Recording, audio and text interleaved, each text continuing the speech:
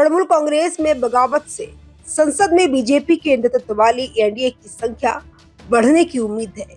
BJP सरकार अहम संवैधानिक संशोधन बिल पास कराने के लिए दोनों सदनों में 2/3 बहुमत हासिल करने की कोशिश कर रही है।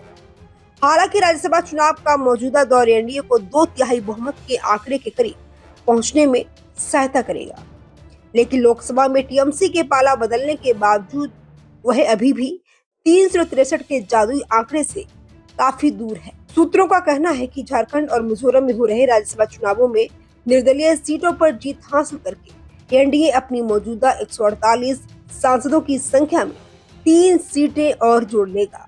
टीएमसी के 3 सांसदों के इस्तीफे और उपचुनावों के बाद एनडीए पश्चिम बंगाल से तीनों सीटें हासिल कर लेगा, जिससे उसकी संख्या 154 हो जाएगी, जो उच्च सदन में 2/3 बहुमत से 9 कम है।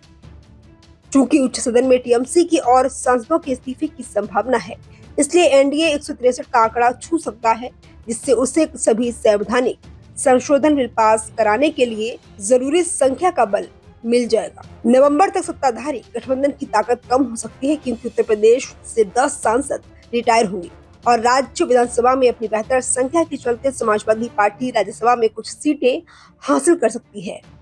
विपक्षी इंडिया गठबंधन के पास अभी 64 सांसद हैं, क्योंकि डीएमके 8 सांसदों के साथ इससे बाहर हो गई है और आप 3 सांसदों के साथ ने खुद को इस समूह से अलग कर लिया है। वाईएसआरसीपी और बीजेडी जैसी निर्दलीय पार्टियां जिनके पास क्रमशः 7 और 6 सीटें हैं और एमडीएमके राज्यसभा में किसी भी तरफ जा सकती है। हालांकि लोकसभा में एनडीए की संख्या 213 तक पहुंच सकती है, क्योंकि टीएमसी के लगभग 20 और सांसद एक अलग समूह बनाकर इसे समर्थन दे सकते हैं। पार्टी छोड़ने वाले ये सांसद सोमवार को स्पीकर ओम बिरला से मिलेंगे और टीएमसी से अलग होने की घोषणा करने वाला एक पत्र उन्हें सौंपेंगे। लोकसभा में 2/3 बहुमत पाने के लिए 363 सांसदों की आवश्यकता होती है।